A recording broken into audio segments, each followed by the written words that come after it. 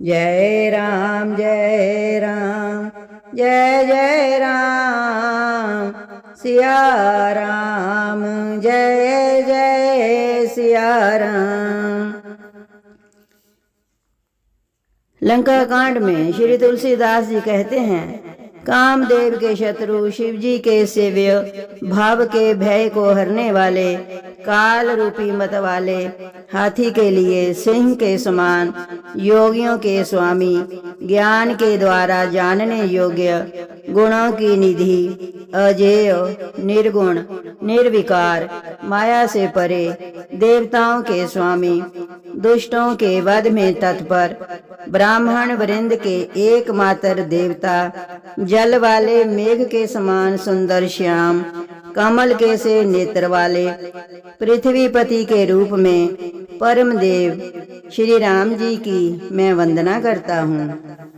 शंख और चंद्रमा की सी कांति के अत्यंत सुंदर शरीर वाले, व्याघ्र चर्म के वस्त्र वाले, काल के समान भयानक सर्पों का भूषण धारण करने वाले, गंगा और चंद्रमा के प्रेमी, काशीपति, कलियुग के पाप समूह का नाश करने वाले, कल्याण के कल्प वृक्ष, गुणों के निधान और कामदेव को भस्म करने वाले पार्वती पति वंदनीय श्री शंकर जी को मैं नमस्कार करता हूँ। जो सत्य पुरुषों को अत्यंत दुर्लभ कैवल्य मुक्ति तक दे डालते हैं और जो दुष्टों को दंड देने वाले हैं, वे कल्याणकारी श्री शंभु मेरे कल्याण का विस्तार करें। लव निमेष परमाणु वर्ष युग और कल्प जिनके प्रचंड बाण हैं और काल जिनका धनुष है, हे मन तू उन श्री राम जी को क्यों नहीं भजता। समुद्र के वचन सुनकर प्रभु श्री राम जी ने मंत्रियों को बुलाकर ऐसा कहा, अब विलंब किस लिए हो रहा है, सेतु तैयार करो जिसमें सेना उतरे। जामवान ने हाथ जोड़कर कहा, हे सूर्य कुल के ध्वजा स्वरूप श्री राम जी सुनिए। हे नाथ, सेतु तो आपका नाम ही है जिस पर चढ़कर मनुष्य संसार रूपी समुद्र से पार हो जाते हैं।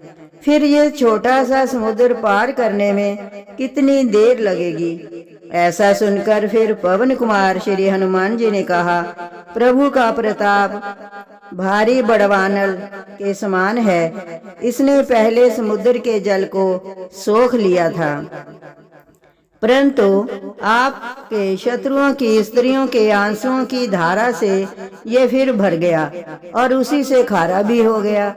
हनुमान जी की ये अतियुक्ति सुनकर वानर श्री रघुनाथ जी की ओर देखकर हर्षित हो गए। जामवान ने नल नील दोनों भाइयों को बुलाकर उन्हें सारी कथा कह सुनाई। मन में श्री राम जी के प्रताप को स्मरण करके सेतु तैयार करो, कुछ भी परिश्रम नहीं होगा। फिर वानरों के समूह को बुला लिया। आप सब लोग मेरी कुछ विनती सुनिए। अपने हृदय में श्री राम जी के चरण कमलों को धारण कर लीजिए और सब भालू और वानर एक खेल कीजिए। विकट वानरों के समूह दौड़ जाइए और वृक्षों तथा पर्वतों के समूहों को उखाड़ लाइए। ये सुनकर वानर और भालू हू करके और श्री रघुनाथ जी के प्रताप समूह की जय पुकारते हुए चले।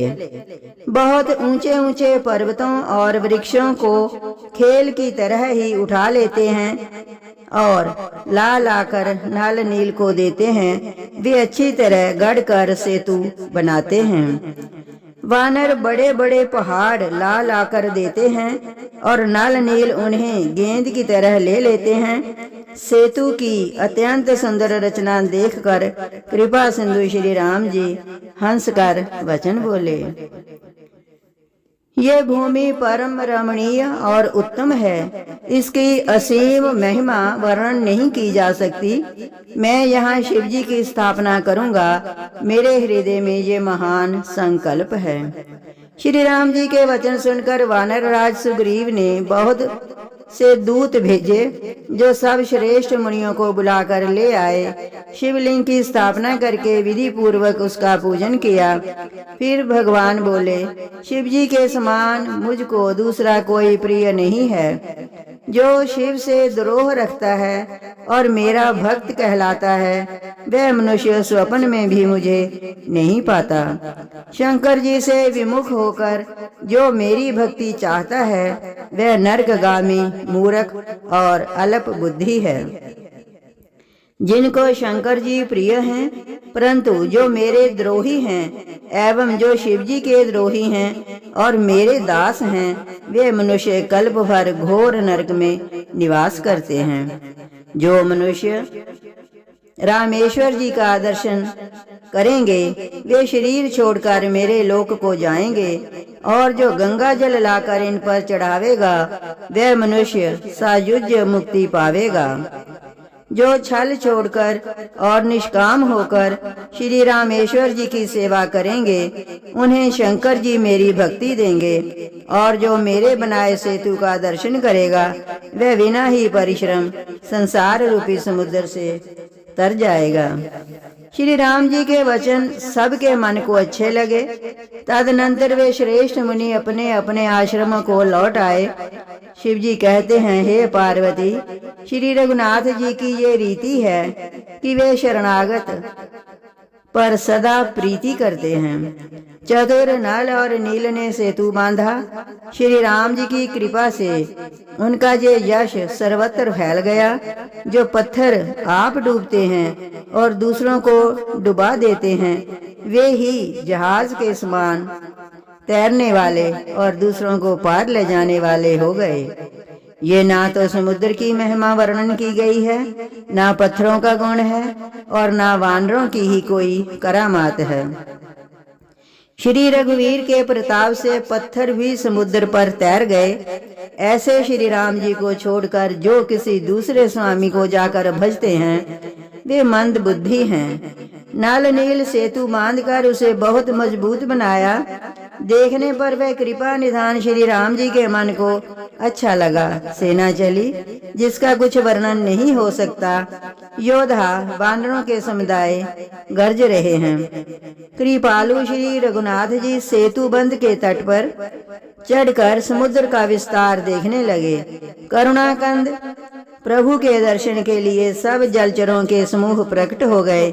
बहुत तरह के मगर, नाग, मच्छ और सर्प थे, जिनके 100-100 योजन के बहुत बड़े विशाल शरीर थे।